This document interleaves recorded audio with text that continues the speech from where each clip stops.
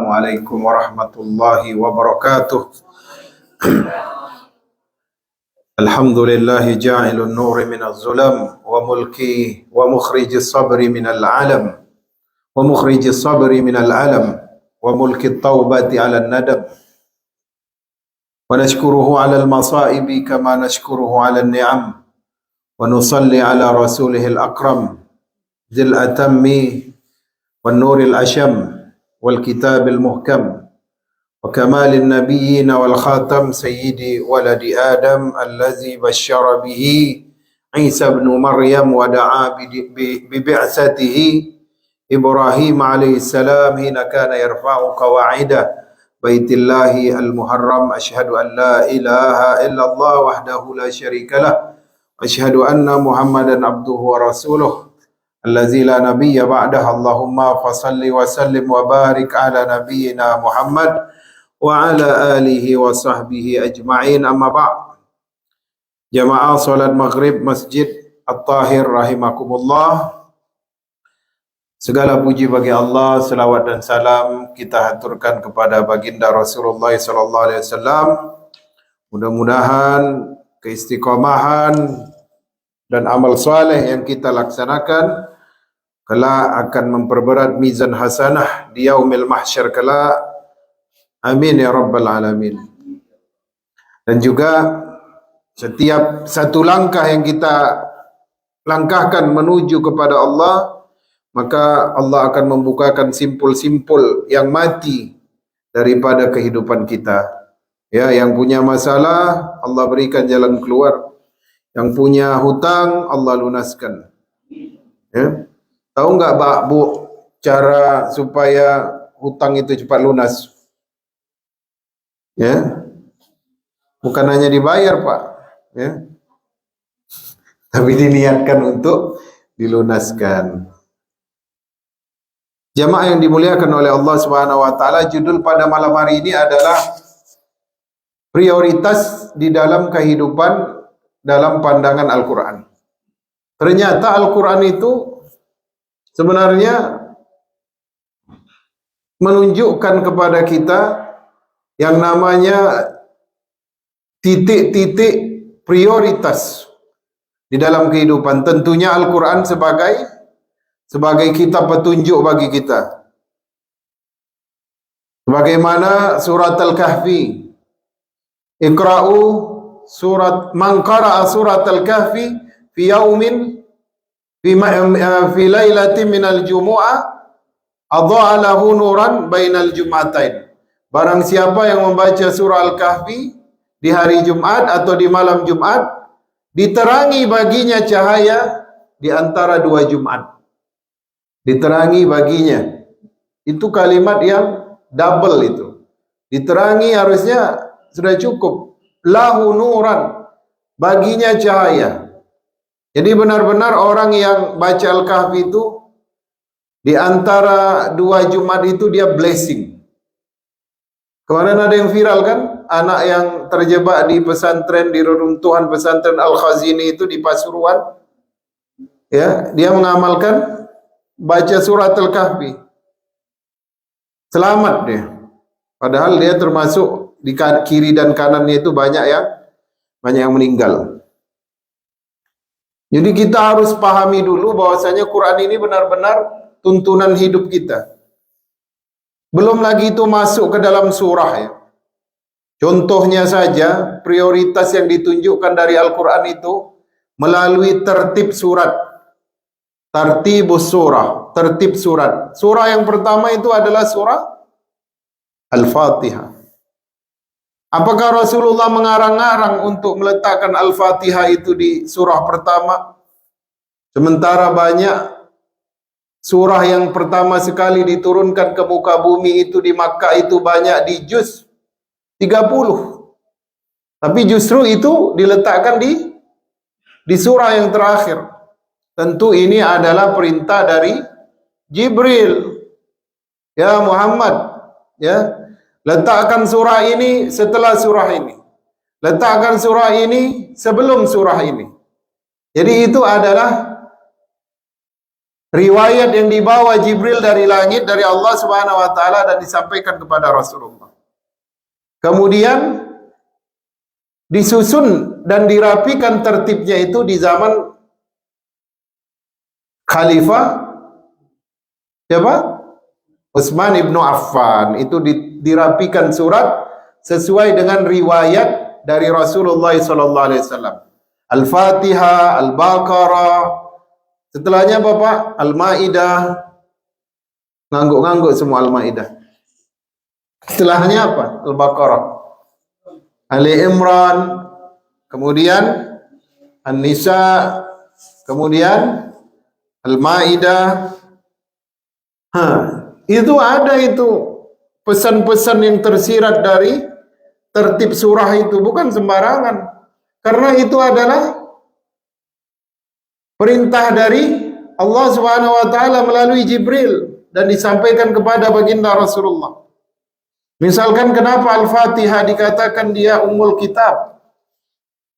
Al-Fatihah kenapa dikatakan Ummul Kitab? Ya, ibunya Al-Quran. Suratul Ikhlas adalah sepertiga Al-Quran. Tapi Suratul Fatihah dia itu mewakili pesan-pesan dari seluruh surah di dalam Al-Quran. Mewakili pesan-pesan dari seluruh surah yang ada di dalam Al-Quran. Tapi kalau Al-Ikhlas dia adalah sepertiga dari Al-Quran. Maka kalau ada kawan kita jadi imam bacanya Al-Ikhlas, Al-Falaq, Al-Ikhlas, Wan-Nas, ya, nggak usah diejek. Mungkin niat dia supaya terbaca sepertiga Al-Quran. Ya, ada anak menggugat ayahnya dari kecil sampai besar, ayah jadi imam, bacanya surah Al-Ikhlas terus. Kata ayahnya, ayah mengambil fadilahnya.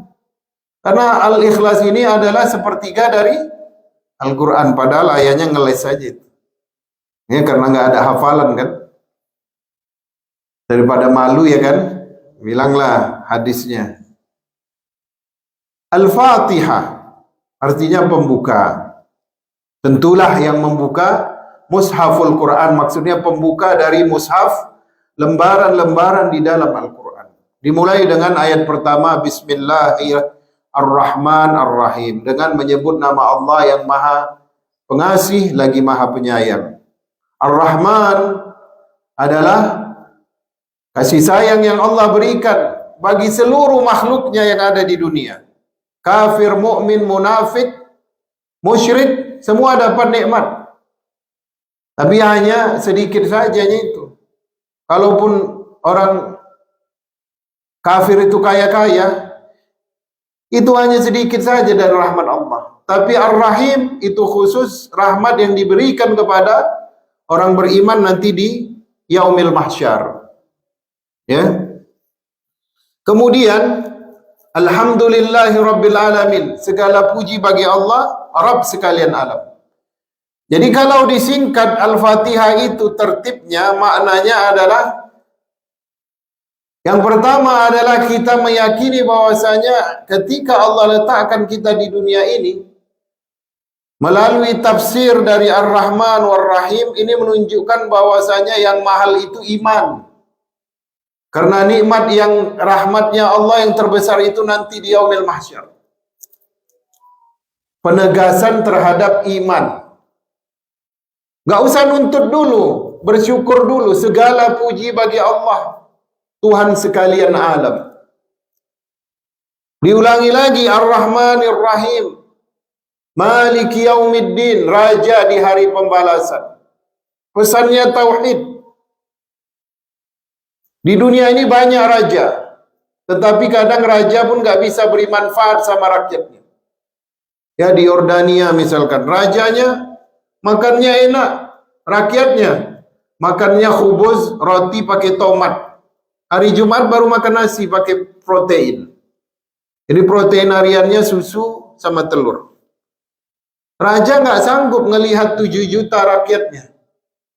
Tapi bayangkan ketika Allah nanti memperhatikan seluruh hambanya yang berada di padang mahsyar. Segala sesuatu yang dilakukan tidak ada yang luput dari catatan para malaikat. Intinya Al-Fatihah adalah kita diajak untuk memenangkan iman. Hidup itu bersyukur dulu, kemudian meyakini bahwasanya hajat kita terhadap rahmatnya Allah itu lebih besar di yaumil mahsyar ketimbang di dunia. Paling tidak di alam barzah. Alam barzah itu kalau kita nggak dapat rahmat, cucuran rahmat Allah, nelongso kita, kata orang Jawa. Merana, beneran. Siapa yang mau nolong kita? Istri kita. Ya, dia udah hitung. Ya, apa saja yang aset-aset yang perlu dibagi-bagi atau yang disimpan sendiri. Ya, mungkin dia sudah berhayal juga cari suami yang bisa bawa pergi haji. Kan gitu. Siapa yang bisa nolong? Rahmat Allah. Ingat kita dulu dikurung waktu COVID-19 ya, di Indonesia ya. Orang bosan di rumah. Gimana kalau di dalam kubur? Bisa nggak kita bilang bosan? Intinya di dalam suratul Fatihah, itulah kita hendaknya memenangkan iman. Iman yang utama. Akhirat yang diutamakan. Ya. Kemudian masuk, ini prioritas pertama itu iman itu, Bu.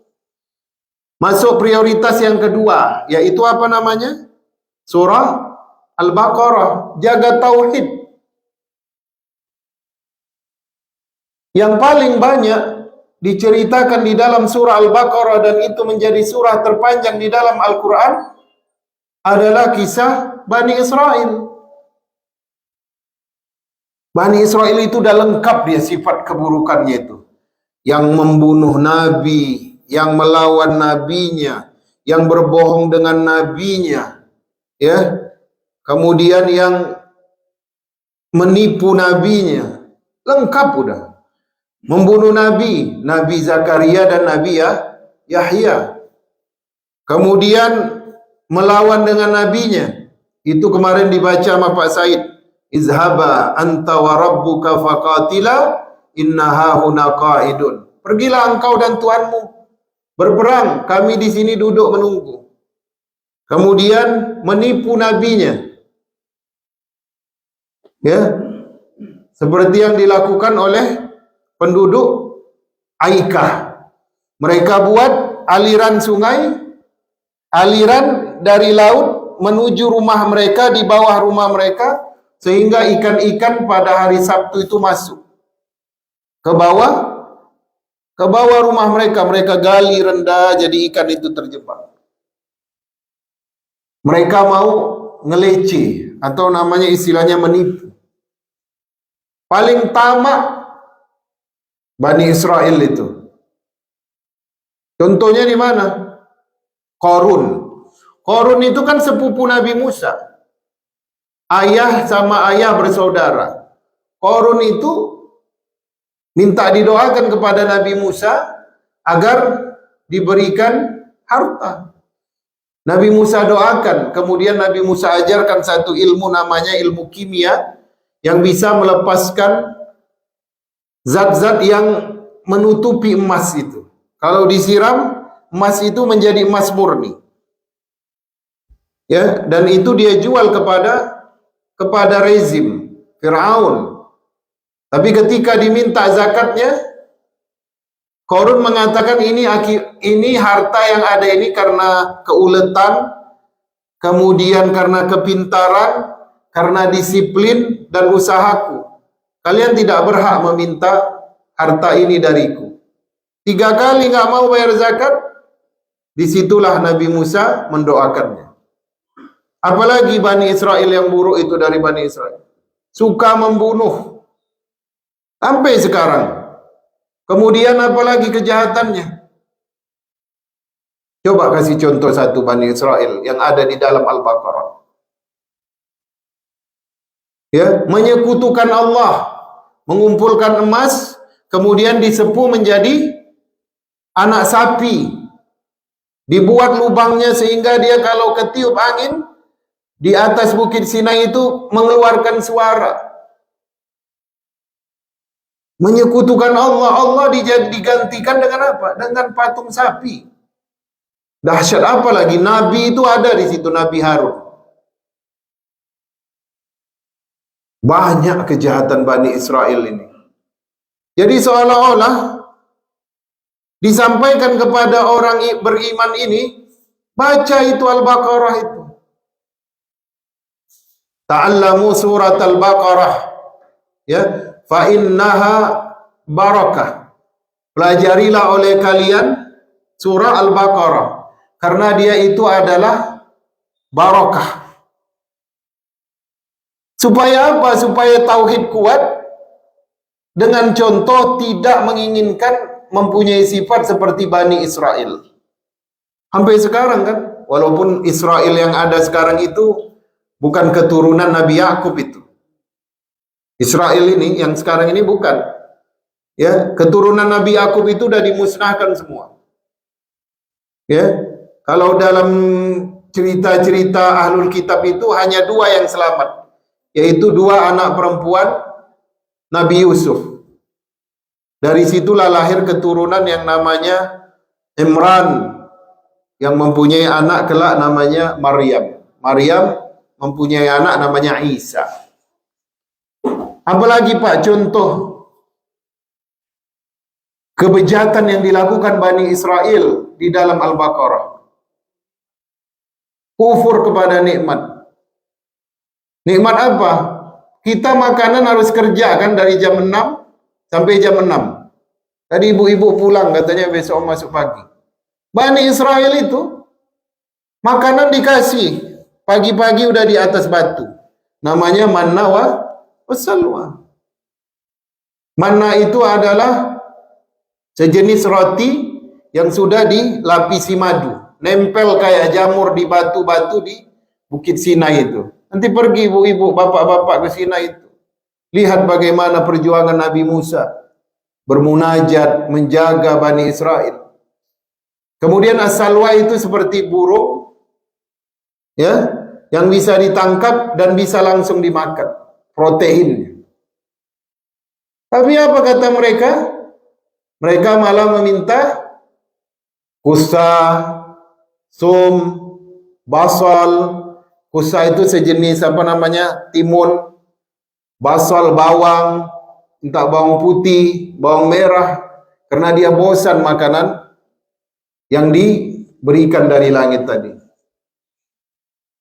Jadi apa pelajaran dari tertib dari surah Al-Baqarah? Yang kedua, dalam hidup kita ini, kita itu memang harus berhati-hati dengan tauhid ini. Jangan sampai ada sifat-sifat Bani Israel itu kita menangkan dalam hati kita. Terutama dalam mengumpulkan harta. Bani Israel itu dia nggak sabar dengan dunia. Maka ketika Musa pergi, dia langsung kumpulin emas disepuh jadi anak sapi. Supaya apa itu? Karena Tuhannya Musa lama sekali ngasih mengabulkan doa kita. Bisa jadi sapi ini bisa mengabulkan doa kita. Baru diselamatkan Allah Subhanahu wa taala dari Firaun. Firaun ditenggelamkan di depan mata mereka. Kemudian Firaun dinaikkan dari Laut Merah, nampak di depan mata mereka. Mereka melewati suatu kaum. Kaum itu menyembah berhala. Apa katanya kepada Musa? Ya Musa, buatkanlah kami patung berhala sebagaimana yang mereka sembah. Supaya ada tempat kami meminta. Maksudnya apa? Sepicik dan sebodoh itu baru saja melihat nikmat Allah tadi, mukjizat Musa, sudah jadi kafir. Coba minta dibuatkan berhala. Kira-kira kita ini Pak, turbulens ini, bum bum bum bum di atas pesawat, bergoyang semuanya. Qadarullah itu selamat kita mendarat. Kira-kira kita bersyukur atau jadi sombong? Syukur kan? Tapi Bani Israel beda dia. Baru dia dapat nikmat, udah dia kufur langsung. Musa, buatkanlah kami berhala seperti mereka supaya kami bisa menyembah, meminta. Itu baru dilihat nih. gimana anaknya coba? Gimana cucunya? Beruntung ibu-ibu punya Quran, bisa jaga generasi. Mereka nggak punya apa-apa. Kenapa? Yang di depan matanya aja lihat nikmat Allah bisa kufur, apalagi yang hanya dengar cerita. Bisa jadi mereka bilang, ya itu adalah dongengan-dongengan terdahulu, asatirul awalin katanya. Oh itu cerita-cerita dongeng aja itu. Musa dan Bani Israel selamat dari kejaran Fir'aun. Jadi tertib yang kedua, prioritas dalam kehidupan, jaga tauhid kita. Hati-hati jangan sampai meniru sifat Bani Israel. Kufurnya, musyriknya, tamaknya, membunuhnya. Jangankan membunuh anak-anak di Gaza, nabinya aja dibunuh. Apa kata anak-anak Nabi Yakub tentang ayahnya? Inna abana lafi apa? Dalam surah Yusuf, dhalalim mubin. Sesungguhnya ayah kita sungguh dalam kesesatan yang nyata. Ayahnya dibilang sesat. Bani Israel itu. Seduralek-duraleksnya kita ya. Sedurhaka-durhakanya kita. Gak ada dibilangnya, wah ayahku ini sesat gitu. Tapi Bani Israel ini anak-anak Nabi Yakub bilang, ini ayah kita ini dalam kesesatan ini karena melebihkan Yusuf dari diri kita. Wa nahnu usbah katanya. Kami ini adalah sisa-sisa katanya. Ini menunjukkan apa? Menunjukkan karakter. Jangan sampai kita gara-gara dihalangi dunia kita dari orang tua. Anak mau jadi, misalkan tak jadi bintang film lah, entah mau jadi pemain sepak bola, kata ayahnya janganlah. Sepak bola itu nanti banyak pesta sempen, atau juga pergaulannya bebas. Udahlah, jadi apa aja, engineer aja. Marah-marah sama ayah ibunya. Oh ayah begini, ibu begini. Cerita makannya, oh ayahku itu memang kudet, kurang update, nggak gaul. Ya, padahal pemain bola itu nanti besar gajinya, seperti itu misalkan.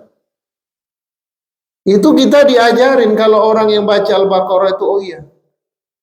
Ini Al-Baqarah ini yang pertama ini mengisahkan Bani Israel dulu. Jadi jangan sampai kelakuan kita ini teracuni dengan orang-orang terdahulu seperti Bani Israel. Itu makanya Al-Baqarah. Jadi setelah iman, tauhid itu diperkuat tentunya dengan ilmu.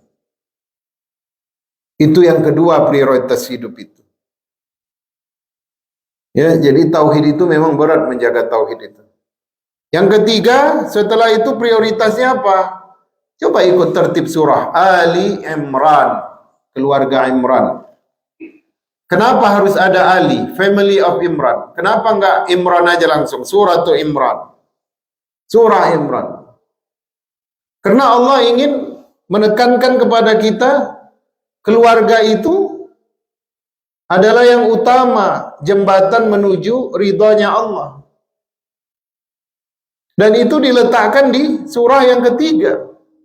Habis kita baca Al-Baqarah, kuat tauhid kita terhindar dari sifat-sifat kerusakan Bani Israel, masuk kita Ali Imran, keluarga Imran, ya, sama dalam diri kita, keluarga fulan, keluarga fulana, keluarga fulan, keluarga fulana, sama itu. Kenapa Imran yang disebut? Padahal di keluarga Imran itu ada 3 nabi. Ada Nabi Isa, ada Nabi Zakaria, ada Nabi Isa, ada Nabi Yahya. Ada Maryam, pemimpin wanita di dalam surga. Tapi yang disebut Imran bukan nabi. Ya. Hanya seorang guru ya yang mengajar di Baitul Maqdis pada saat itu. Salah seorang ulamanya Bani Israel. Jadi prioritas yang ketiga kita adalah bagaimana menjaga keluarga kita itu dalam bertauhid sesuai dengan yang ada di Al-Baqarah, iman yang terus naik sesuai dengan yang ada di Al-Fatihah. Keluarga dulu, jangan kemana-mana dulu. Contohnya, Imran ini, ya salah seorang juru kerja di Romawi Timur itu, Bizantium itu, ya istilahnya kutab lah ya, tukang mencatat administrasi di Romawi itu, Bizantium. Dan Imran satu-satunya ulama yang tidak menjilat kepada Bizantium atau Romawi Timur. Sementara penyakit ulama Bani Israel pada saat itu adalah orang yang suka menukar-nukar hukum Taurat sesuai dengan pesanan Romawi. Bahkan mereka suka menerima sogokan. Makanya Imran dia spesial. Satu-satunya ulama Bani Israel di masa itu yang menolak sogokan dan menolak untuk menukar isi Taurat. Itu dalam generasi terakhir itu. Karena kalau Isa dengan Hawariyunnya, para penjaganya itu lain lagi generasinya, itu generasi anak muda. Seolah-olah Allah ingin mengatakan diri kita bersih, harta kita barokah, halal, ya, kemudian terjaga keluarga kita dari penyimpangan tauhid, maka itu sudah mencapai keutamaan di dalam kehidupan. Jadi ketika seseorang ingin mendapatkan ridha Allah, dia nggak bisa jalan sendiri. Harus ada keluarga yang mengatakan kami beriman, kami saleh karena dibimbing oleh Imran kami, karena dibimbing oleh ayah kami. Maka Nabi Ibrahim itu ketika menaikkan pondasi Ka'bah diajak Ismail supaya apa? Ismail, saksikanlah kesalehan ayah. Nanti kalau ada anakmu, ajak dia beramal soleh. Ibu-ibu, bapak-bapak kalau kerjaan volunteer masjid ini ajak anak-anaknya. Ya, misalkan untuk youth mungkin ada panitia sendiri, tapi kalau yang untuk Ramadan ya, jangan semua ibu-ibu yang urusan konsumsi. Anak-anak gadis itu kasih dia tanggung jawab. Atau paling tidak dia melihat, oh ibu saya adalah orang yang selalu membantu urusan masjid. Ayah saya juga membantu urusan masjid. Kemudian Imran ini spesial karena dia tidak hanya fokus di pekerjaannya sebagai administration, tapi dia juga seorang yang mengajarkan Taurat di Baitul Maqdis. Ulama juga dia, tapi ulama yang lurus. Maka Imran ini spesial. Kalau kita lihat, ada beberapa nama yang disebutkan di dalam Al-Quran itu kira-kira berapa yang bukan Nabi, Bu? Coba. Siapa aja itu Pak Said yang bukan Nabi? Imran, Luqman, siapa lagi? Maryam, siapa lagi? Harun kan Nabi. Harun, yang bukan Nabi. Zulkarnain, Khidir Nabi. Zulkarnain. Siapa lagi? Ada satu lagi. Anak angkat Rasulullah. Siapa namanya? Anak angkat Rasulullah? Zaid bin Haritha di dalam surah Al-Anbiya atau Al-Ahzab? Al-Ahzab. Jadi Imran spesial nih. Sama dengan Luqman, sama dengan nama-nama yang ada di dalam Al-Quran, baik itu Nabi ataupun bukan, itu semuanya spesial mereka karena ada namanya nilai-nilai parenting dalam kehidupan mereka. Contohnya surah Ibrahim, itu adalah kisah tentang perjuangan seorang ayah dalam meletakkan keturunannya di sisi Baitullah. Ya kan, udah kita bahas kemarin. Kemudian di situ ada juga diskusi antara Nabi Ibrahim dengan dengan Ismail, Yusuf. Yusuf juga banyak nilai-nilai parenting situ. Nabi Yakub berdiskusi dengan Yusuf, kemudian mengajak anaknya yang lain juga untuk berprasangka baik, bertaubat. Aku akan mendoakan kalian kepada Rabbku supaya dosa kalian diampuni. Ibrahim, udah tadi. Luqman itu jelas banget itu nilai-nilai parentingnya. Keluarganya. Maryam juga tentang kisahnya bagaimana menghadapi fitnah karena dia mengandung. Surah apa lagi? Yang menggunakan nama Nuh. Nuh juga luapan kesedihan hatinya karena kaumnya termasuk anaknya dan istrinya tidak menerima ajakan dakwahnya. Jadi kalau sudah banyak itu nama-nama surah dalam Al-Quran itu terkait nilai-nilai parenting, berarti prioritas kita yang ketiga itu keluarga. Keluarga itu. Jalan yang paling mudah membawa kita ke surga memang keluarga. Kadang-kadang ada orang ya terlalu sibuk dengan urusan orang lain tetapi lupa dengan parenting di dalam keluarga. Jadi Imran ini adalah hubungannya dengan keluarga. Kemudian An-Nisa. Setelah itu perempuan. Ya kalau kita istilahkan ya udah keluarga, perhatianlah sama istri dan anak perempuan. Karena yang paling berat cobaannya bagi umat akhir zaman itu adalah perempuan.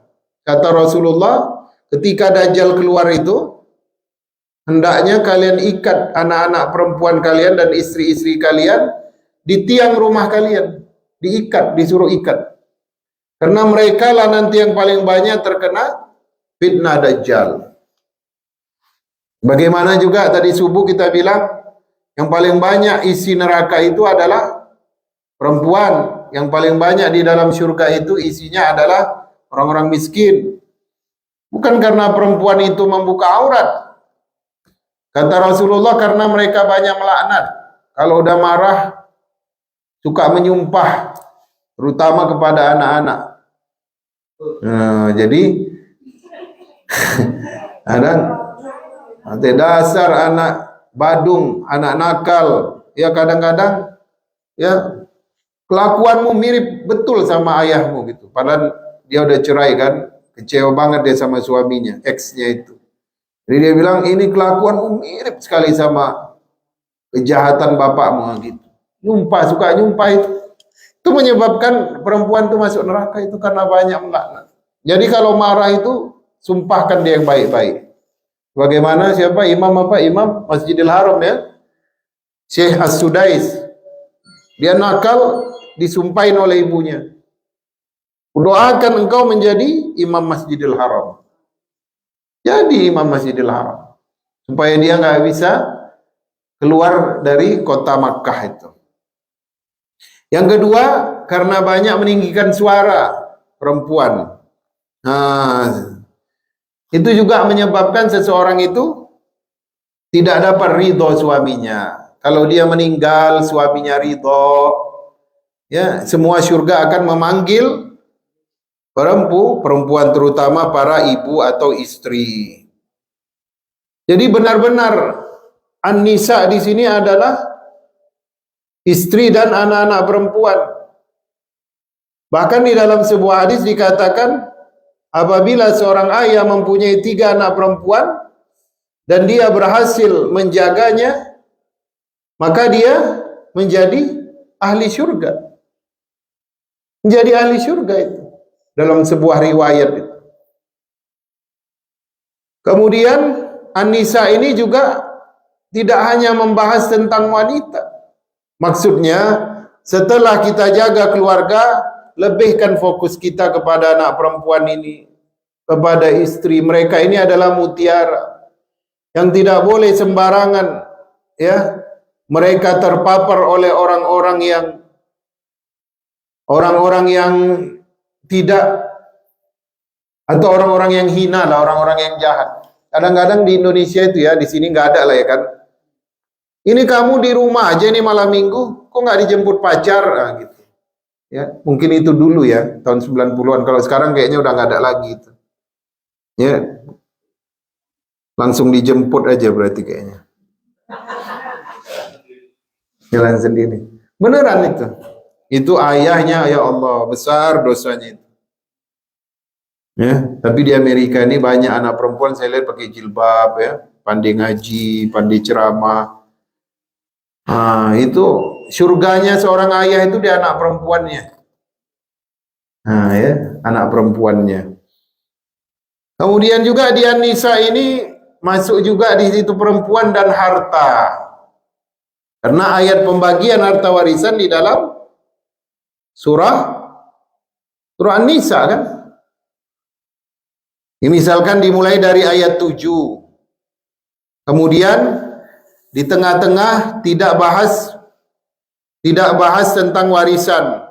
Di ayat 11 bahas warisan lagi. Misalkan di ayat 7 itu lirijali nasibum mimma tarakal walidan.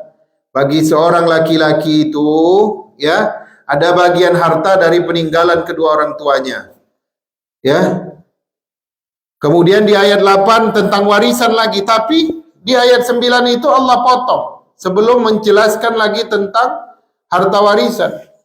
Wal yakhshal ladzina law taraku min khalfihim dzurriyyatan di'afan. Seolah-olah Allah ingin mengatakan, ya, kalau memang ada warisan jangan fokus di situ. Tapi fokus dulu ketika meninggalkan mereka dalam keadaan, dan hendaklah khawatir orang-orang yang meninggalkan generasi di belakang mereka di'afan, dzurriyyatan di'afan, generasi yang lemah. Ya, generasi yang lemah itu apa? Lemah imannya, lemah fisiknya, kemudian gak punya keterampilan, gak ada ilmu. Allah bilang hati-hati nih para orang tua, jangan sampai kalian tinggalkan zurriyatan di'afan, generasi yang lemah. Lemah yang pertama, lemah akidahnya. Ya, kalau di rumah ayahnya dia sholat, tapi kalau di asrama dia nggak sholat.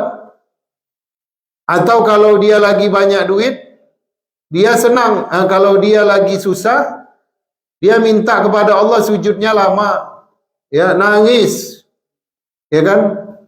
Giliran kena layoff, dia kuat imannya, sholat subuh di masjid. Giliran sudah beli mobil, nggak nampak ke masjid.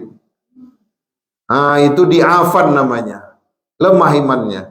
Yang kedua, di'afan di sini kan bentuknya jamak kan. Yang kedua, lemahnya itu lemah, nggak punya ilmu. Orang tua nggak bekali dia dengan ilmu. Ya. Jadi kalau kita ninggalin anak itu jangan ninggalin aset. Ninggalin ilmu sebanyak-banyaknya. Terutama ilmu dalam dia istiqomah kepada Islam dan ilmu yang bisa dia menjadi orang yang maju di dunia. Pengusaha atau dia seorang ahli. Jadi jangan takut menyekolahkan anak, Pak. Allah balikkan harta itu. Tidak di dunia, Allah balikkan di akhirat. Jangan pernah khawatir. Ya, menyekolahkan anak. Berilah mereka bekal ilmu. Yang ketiga, lemah fisiknya. Lemah fisik ini dua penyebabnya.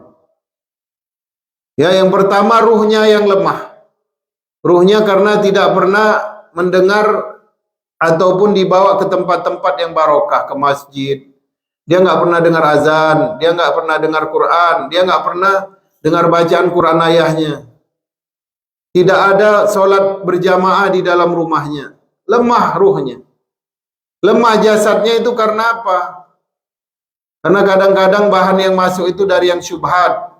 Bukan yang haram ya. Yang syubhat aja udah bisa buat anak itu penyakitan. Kadang-kadang anak itu suka demam. Anak itu suka muntah-muntah. Bisa jadi rezeki yang dibawa ayahnya itu kadang rezeki yang syubhat. Tapi Allah mengingatkan kita melalui anak. Anak yang sehat itu anak yang dapat asupan gizi barokah. Kemudian juga dia banyak gerak tubuh. Maka Rasulullah suka kepada orang yang mengajarkan memanah, berkuda, berenang. Supaya apa? Supaya generasi yang ditinggalkan itu kuat. Khafu alaihim, kata Allah di tengah-tengah pembagian warisan itu Allah sampaikan ayat ini. Hendaklah mereka takut. Falyattaqullah, maka hendaklah bertakwa kepada Allah, wal yaqulu qaulan syadida, dan hendaklah berkata dengan perkataan yang lurus. Ayah, ibu diminta untuk tidak berbohong. Ngomong lurus saja. Kadang-kadang orang Indonesia ya dari kecil anak udah diajarin bohong. Giliran tukang kredit datang bilang mama nggak ada di rumah. Ya kan? Kadang-kadang dibawa juga ke Amerika ya. Anak nggak suka minum obat. Pertama sedotannya itu ke boba dikasih. Ya. Giliran udah dihisapnya, bobanya diturunin, rupanya dia tengah minum obat. Kecewa itu anak. Oh ternyata yang dia minum obat ya. Dia rekam itu. Oh kecil. Dia rekam. Wah, udah biasa ngebohongin. Dia belajar itu. Nggak baik cara begitu. Kasih tahu aja. Kaulan sadida. Ini obat. Yang namanya obat itu nggak ada yang enak. Tapi memang ini untuk menyembuhkan. Daripada kita harus bohong. Karena dia merekam. Ya. Jadi kaulan sadida ini memang perkataan Allah, bukan perkataan saya. Hendaklah orang tua itu berkata dengan perkataan yang lurus. Ya, jangan pakai bohong-bohong.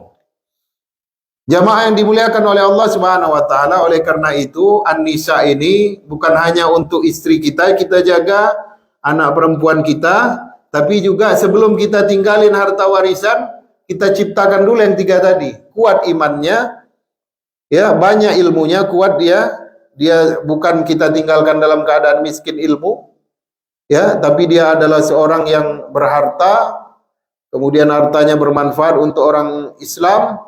Yang ketiga adalah kuat jasadnya. Maka orang tua pergi tinggalkan dunia nggak khawatir lagi. Ya udah sepanjang itu barulah tertib surah itu ya. Al-Maidah baru makanan. Ya, kadang-kadang kita kan kebalik, perut duluan ya. Harta duluan, aset duluan. Ya, tinggal iman, tinggal tauhid, ya. Lalai keluarga, ya. Kadang-kadang anak perempuan maksiat di depan mata kita, nauzubillah. Kan sering saya bilang, kadang-kadang saya miris lihat anak di generasi pertama udah murtad. Ayah ibunya ada, bukan orang miskin ayah ibunya, orang pintar. Kerja di tambang, kerja di perminyakan. Anak murtad dah. Ya, kasihan. Itu kenapa? Karena tadi nggak baca Quran. Kalau kita lihat ya, oh ya juga ya. Ini makanan baru ayat ke surah ke. Ya tadi apa? Al-Fatihah dulu kita pahami maknanya. Al-Baqarah menegakkan tauhid. Jangan sampai sifat-sifat Bani Israel itu ada dalam diri kita. Baru pindah fokus kepada keluarga. Baru setelah itu jaga istri kita dari fitnah-fitnah kehidupan, jaga anak perempuan kita, karena mereka lah yang membawa kita ke dalam surga. Baru di situ sudah lengkap semua pondasi tadi, barulah bertebaran di atas muka bumi, cari rezeki yang halal. Orang Indonesia, Bu, Pak, anak kalau udah 2 tahun nikah belum punya rumah udah gelisah orang tuanya. Ya, modalin, ambil mortgage. Ya, jual aset kita. Dia bukan bilang, istrimu jangan kerja, suruh dia belajar ngaji. Ya, cari pengajian supaya nanti anakku atau cucuku dia jadi orang yang berilmu, orang yang soleh, tahu halal haram. Kalau emaknya buta sama sekali tentang syariat, ya, neneknya nggak dapat jariah. Bisa jadi nanti mati nggak ada yang mendoakannya. Neneknya itu kedinginan lah di alam barzahnya. Bulan puasa pun nggak dapat kiriman bacaan Al-Quran. Cucu nggak puasa. Karena anaknya dulu nggak diajarin sama ayahnya. Itu akibat tadi, karena kita ini kadang terlalu sombong ya. Itu saya bilang tadi. Nikmat kita ini dapat Quran loh. Kalau nggak ada Quran, mungkin kita sesat seperti Bani Israel. Lihat Bani Israel. Mukjizatnya itu yang sifat keajaiban.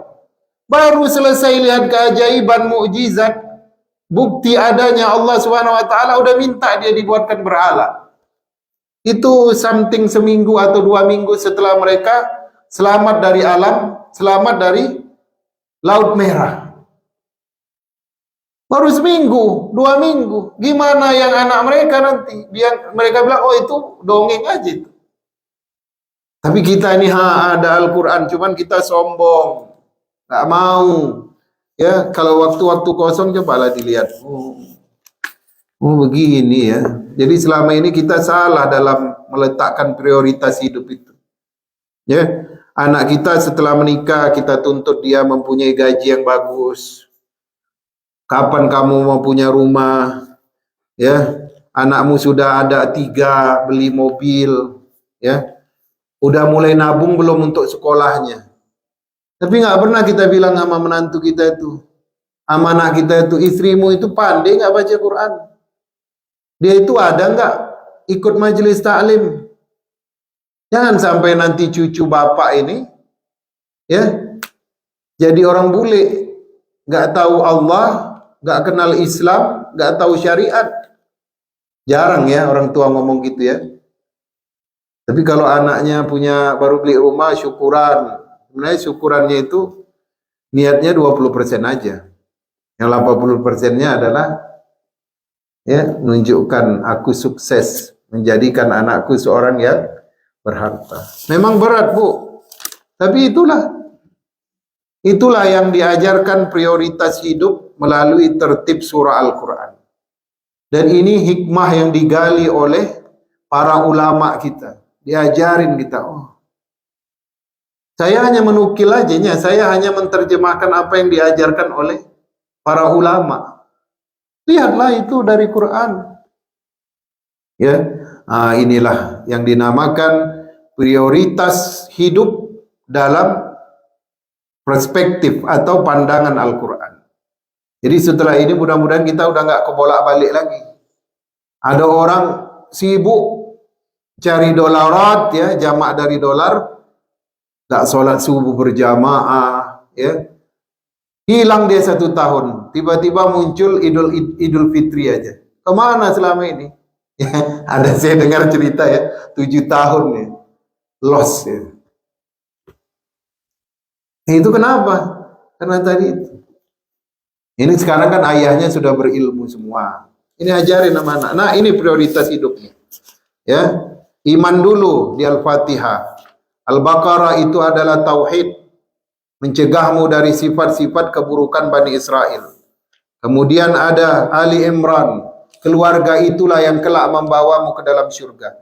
Yang meninggikan derajatmu di hadapan Allah itu adalah keluarga. Ketiga, keluargamu adalah keluarga yang sakinah, mawaddah, warahmah.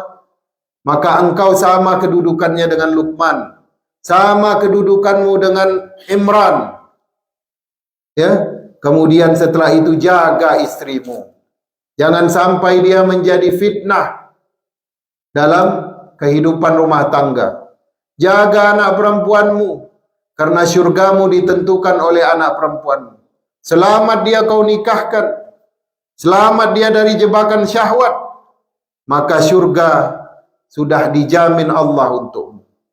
Barulah setelah pondasi itu semua kau letakkan dalam rumahmu, mulailah kau mencari rezeki Allah.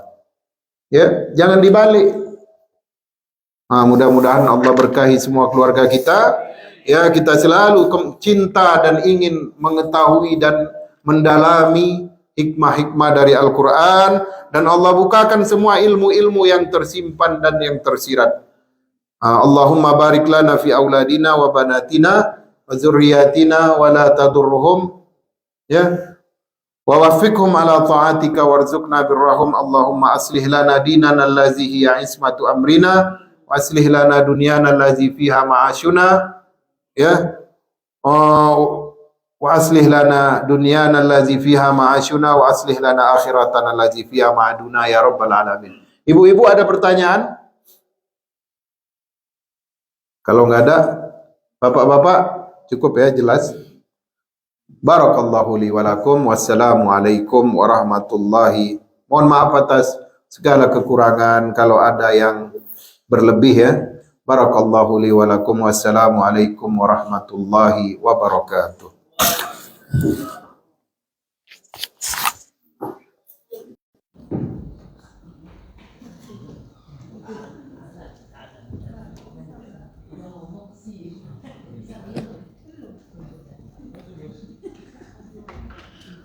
Sholat subuh masih jam 6 iqomahnya. Fajar prayer still 6 o'clock AM in the morning. Jazakumullah khairan.